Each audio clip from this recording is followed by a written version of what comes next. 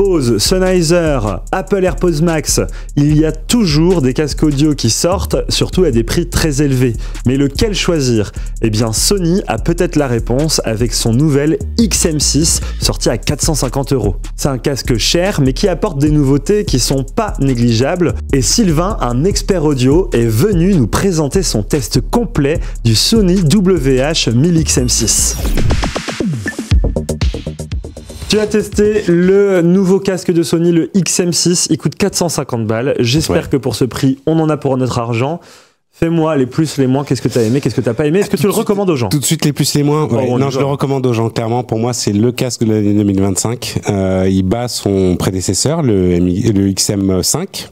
Et puis, il fait mieux que tout ce qu'il y a sur le marché actuellement. Voilà. Ah oui, carrément. Ouais, carrément. Allons-y, même sur l'iPod Max. Hein, c'est ça, t'es des grands défenseurs de l'iPod Max, toi? Pas du tout.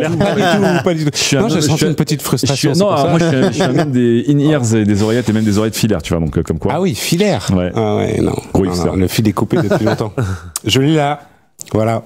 On peut le voir là, ouais, on peut. Petit bébé, ouais. Je l'ai pas encore vu. Moi, je voulais voir la fameuse fermeture aimentée qui apparemment est très très bien foutue. Voilà, ouais. Alors, faut que tu lèves un petit peu, Sylvain, pour qu'on puisse bien voir la caméra. Ouais. Mais ok, attends, ou alors je le mets là. Je vais le mettre sur... En termes de design, voilà. J'ai même le précédent, regarde.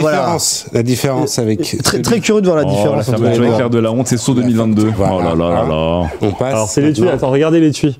C'est ça qui est intéressant, c'est cette petite fermeture là, avec le petit trou qui va venir fermer, hop là. Exactement. De manière aimantée ici, et c'est quand même super pratique. Franchement, ça va être copié à 100% ce truc-là. Ah oui, c'est sûr. Alors, c'est sûr, certain. C'est sûr. Non, et puis c'est efficace en plus, ça bouge pas du tout. Les mecs. Ouais, je n'entends plus rien, les gars. J'ai le petit casque sur les oreilles là.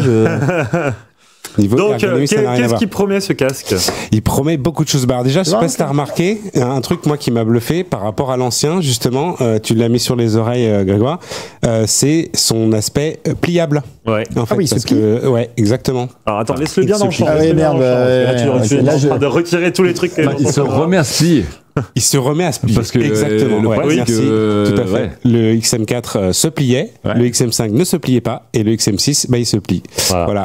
Oui, rien de révolutionnaire du coup. Enfin, non, c'est pas révolutionnaire, mais ça prouve que voilà, Sony écoute un peu ses utilisateurs, les retours qu'on peut lui faire, et du coup se dit tiens, on va changer la chose parce que voilà, celui que t'as dans les mains. Ça a l'air un peu superficiel comme détail, mais en vrai, beaucoup de gens qui notamment voyagent beaucoup et qui sont les premiers consommateurs de ce genre de casque premium pour leurs 10 heures de vol, etc. Souvent, quand ça se plie, c'est la différence entre ça rentre dans ton sac et ça rentre dans ton sac. Et donc, il y a plein de gens qui avaient hurlé quand le XM5 se pliait pas, je me rappelle. Complètement. Du coup, l'étui est plus compact aussi. Alors, par contre, il se plie, mais alors, la première fois où je l'ai ouvert, attention, il m'a quand même sauté au doigt. Regardez, alors le système de pliure, je vous le montre ici. Je me suis pincé avec. Regardez comme il est sharp. Vous le voyez là?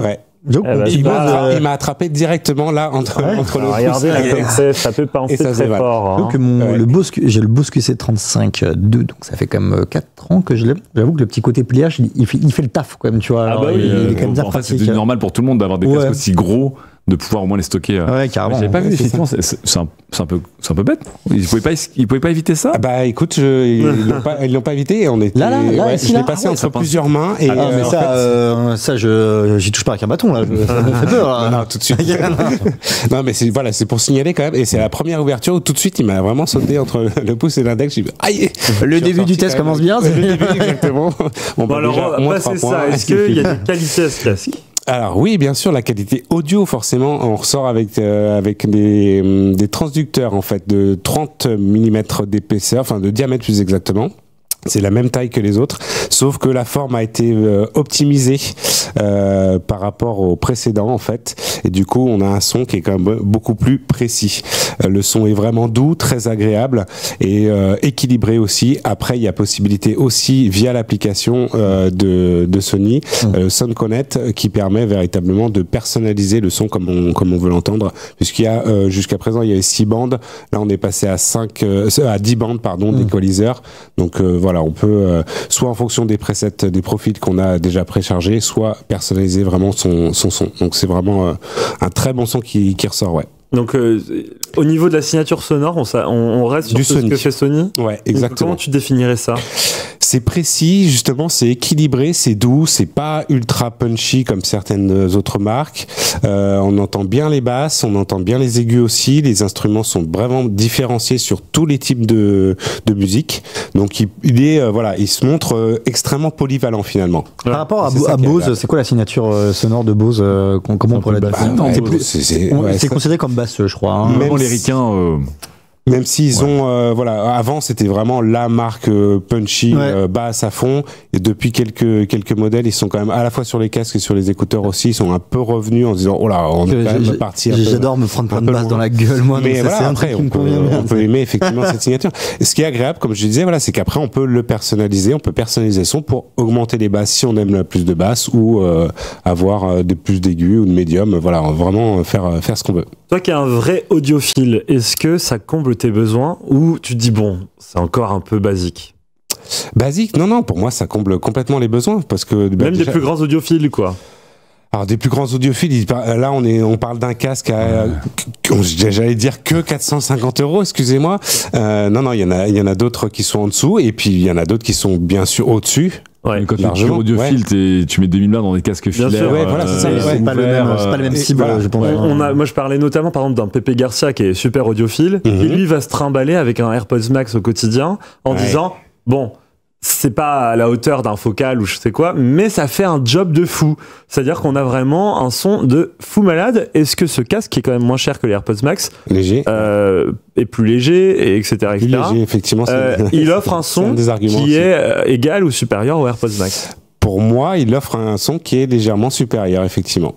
Après, il y a une question aussi de qualité d'écoute, c'est-à-dire avec quelle application finalement on va l'écouter. Les AirPods Max, ça fonctionnait avec Apple Music et du coup il y a un codec qui va bien avec de la musique haute définition, etc.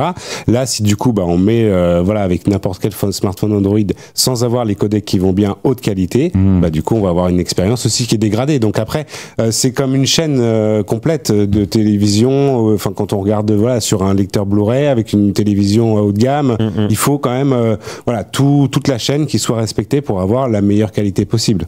Concernant la réduction de bruit, ça c'est un truc pour moi c'est essentiel. Je sais pas vous, mais je n'arrive pas à m'en passer. Je me balade souvent avec un casque, j'ai même pas de musique. Oui, je mets juste la réduction de bruit. Critère number one, je pense. Mais dans l'avion, moi je mets mon casque juste pour avoir la réduction de bruit sans musique pour dormir. Avion, taf, chez toi, transport, tout. Enfin, tu peux l'utiliser pour tout. Alors il est comment celui-ci? Alors déjà il est meilleur que le modèle précédent, ce qui est déjà une bonne chose. Pour moi, il est meilleur que ce qui se fait actuellement sur le marché. Grâce à quoi? Grâce surtout à un rapport de microphones qui a été augmenté. On avait 8 microphones sur le XM5, on en a 12 maintenant sur ce casque.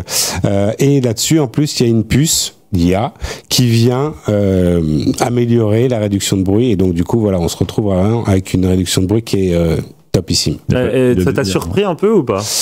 Ouais, ça m'a surpris, ouais, bien sûr. Alors déjà dans l'augmentation, alors par contre attention, c'est pas une révolution par rapport au XM5 en l'occurrence, mais il y a une amélioration qui est subtile, faut l'entendre, mais qui est quand même là, quoi. Donc c'est toujours intéressant de l'avoir. Un propriétaire d'un XM5, j'arrive jamais à dire 1000 XM5, n'a pas WH 1000 XM5 n'a pas d'intérêt à passer à la génération suivante, on est d'accord. C'est-à-dire que non, effectivement le gap est quand même suffisant, peut-être trop subtil pour des oreilles aussi qui sont pas forcément très entraînées, etc.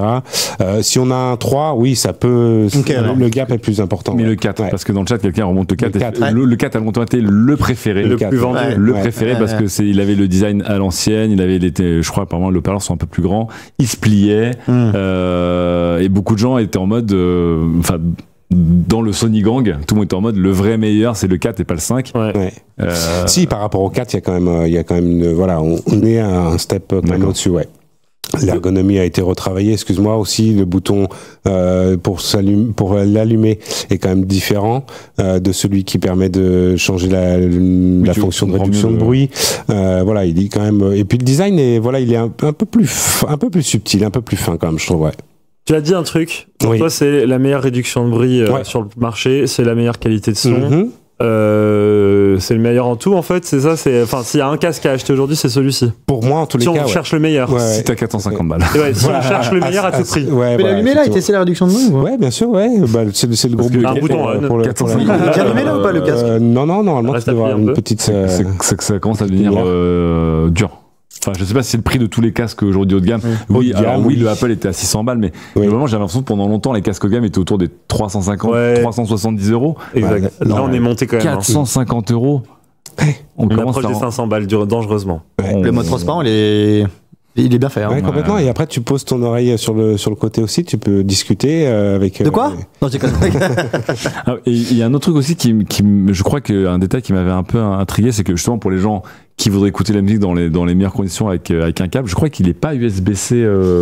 Tu peux le charger en USB-C, mais tu peux pas le mettre en filaire USB-C. Non, effectivement, il faut passer par la prise jack. Alors, d'où l'intérêt ou d'où le maintien de ce port jack sur ce casque.